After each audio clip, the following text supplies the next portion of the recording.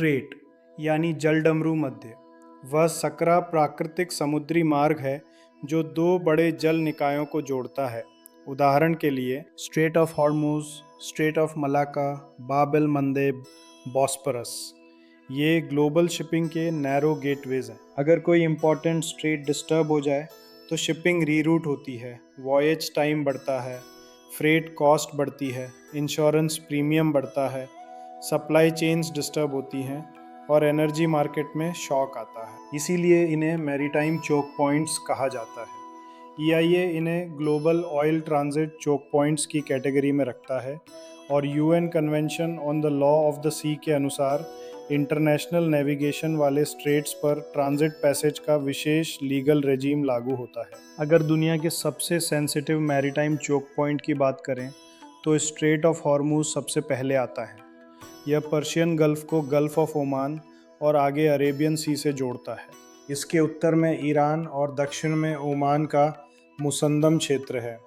Britannica के अनुसार यह पर्शियन गल्फ को ओपन सी से जोड़ने वाला एकमात्र समुद्री मार्ग है और EIA इसे दुनिया के सबसे महत्वपूर्ण ऑयल चोक पॉइंट्स में गिनता है। इसका महत्व केवल मैप पर उसकी पोजीशन से नहीं है, बल्कि उससे गुजरने वाले एनर्जी फ्लोज से है। रॉयटर्स और EIA के अनुसार सामान्य परिस्थितियों में दुनिया के डेली ऑयल और LNG फ्लो का बहुत बड़ा हिस्सा इस मार्ग से गुजरता है। मार्च 2026 के कॉन्फ्लिक्ट एस्केलेशन में इस स्ट्रेट की डिसरप्शन ने गल्फ एक्सपोर्ट्स, टैंकर ट्रैफिक और कमोडिटी प्राइसेस पर सीवियर इम्पैक्ट डाला। मार्च 2026 के कॉन्फ्लिक्ट एस्केलेशन में इस स्ट्रेट की डिसरप्शन ने गल्फ एक्सपोर्ट्स, टैंकर ट्रैफिक और कमोडिटी प्राइसेस पर सीवियर इम्पैक्ट डाला। यानी हॉर्मस सिर्फ एक पैसेज नहीं है, ये ग्लोबल एनर्जी सिस्टम की धमनी है। अब एक बहुत महत्वपूर्ण सवाल, हॉर्मस को कंट्रोल कौन करता है?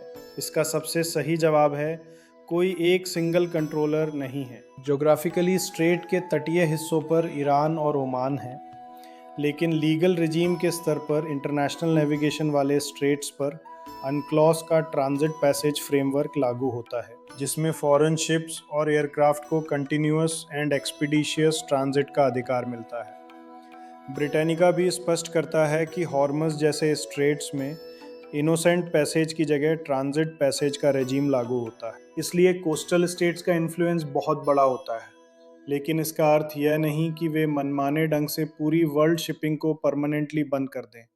व्यवहार में जियोग्राफी इटसेल्फ बिकम्स पावर, और इसी वजह से ईरान बार बार हॉर्मस को स्ट्रेटेजिक लेवरेज की तरह यूज़ करता है।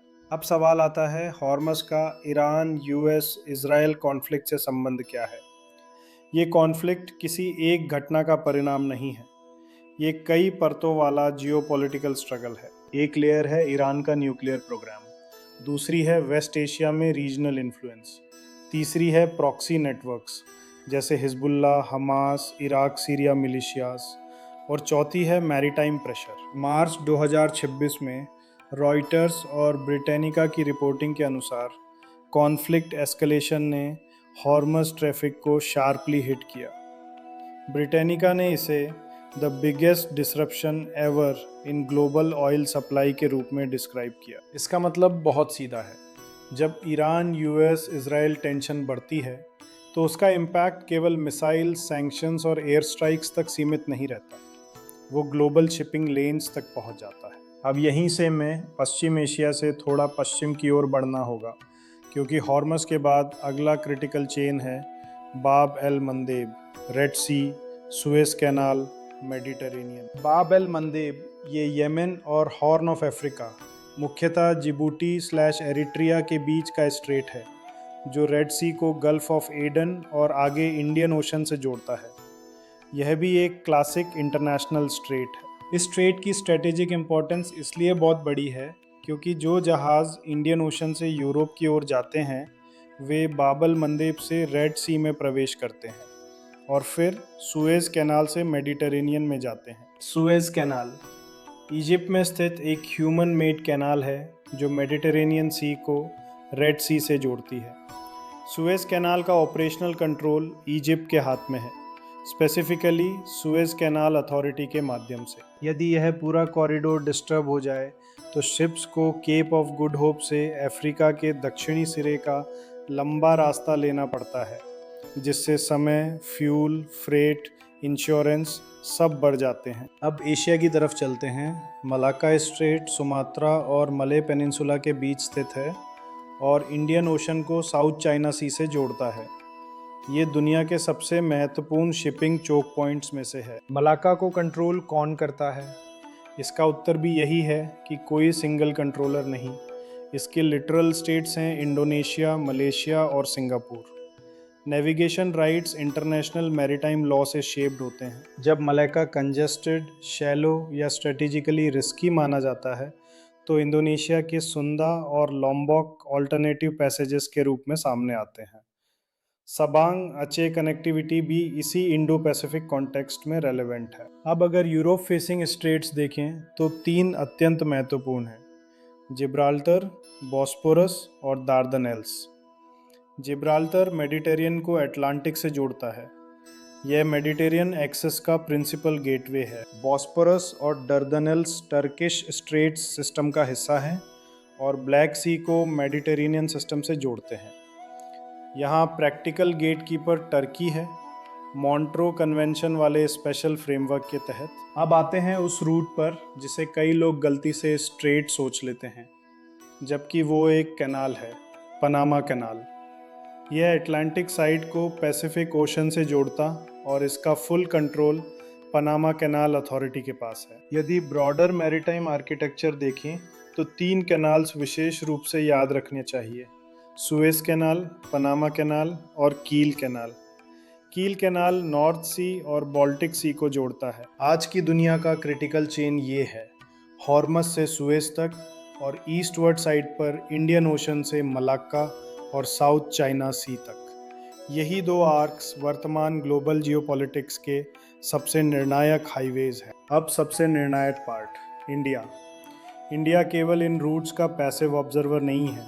इंडिया की ज्योग्राफी उसे यूनिकली पावरफुल बनाती है। इंडिया अरेबियन सी और बे ऑफ बंगाल दोनों को फेस करता है और West Asia, East Africa, South East Asia के बीच मैरीटाइम ब्रिज की तरह काम करता है।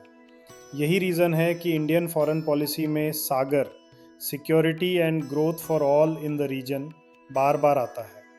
अब यूज़र का सबसे महत्वपूर्ण सवाल, इंडिया कहाँ नई बेसेस बना रहा है? India openly overseas base network नहीं बना रहा। इंडिया अधिकतर एक्सेस पॉइंट्स, लॉजिस्टिक्स अरेंजमेंट्स और मैरीटाइम सिक्योरिटी फैसिलिटीज़ बना रहा है। 1. अगलेगा मॉरिशियस। फरवरी 2024 में इंडिया और मॉरिशस ने अगलेगा आइलैंड पर नया एयर स्ट्रिप और जेटी इनॉग्रेट किया। इससे वेस्टर्न इंडियन ओशन में इंडिया की मैरीटाइम अवेयरनेस मजबूत होगी। 2. दुक्म, ओमान। इंडिया और ओमान के बीच 2018 अरेंजमेंट के तहत इंडियन आर्म्ड फोर्सेस को दुक्म एसईजेड के फैसिलिटीज़ के यूज़ की अनुमति मिली। यह हॉर्मज अप्रोचेस के पास इंडिया को लॉजिस्टिक्स डेप्थ देता है। 3. चबहार, ईरान। चबहार इंडिया का कमर्शियल स्ट्रैटेजिक फुटहोल्ड है।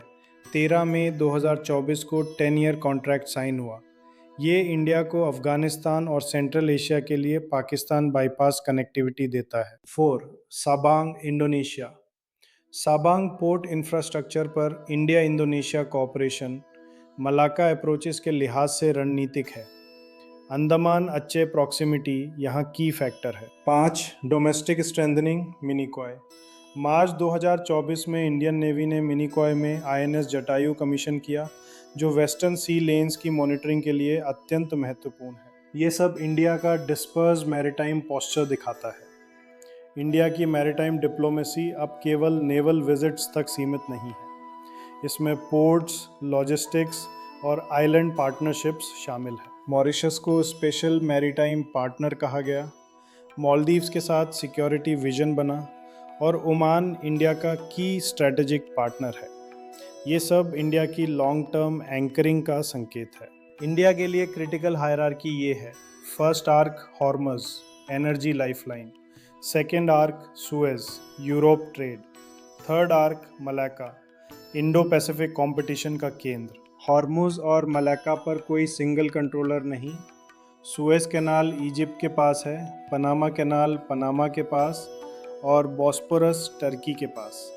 यह एक क्लियर फ्रेमवर्क है ग्लोबल चोक पॉइंट्स का। दुनिया की शक्ति राजनीति समुद्री गलियारों पर तय होती है। इंडिया अब एक इंक्रीजिंगली असर्टिव मैरीटाइम पावर है जो डिप्लोमेसी विद डेटरेंस के साथ अपने ऑप्शंस बिल्ड कर रहा है। धन्यवाद।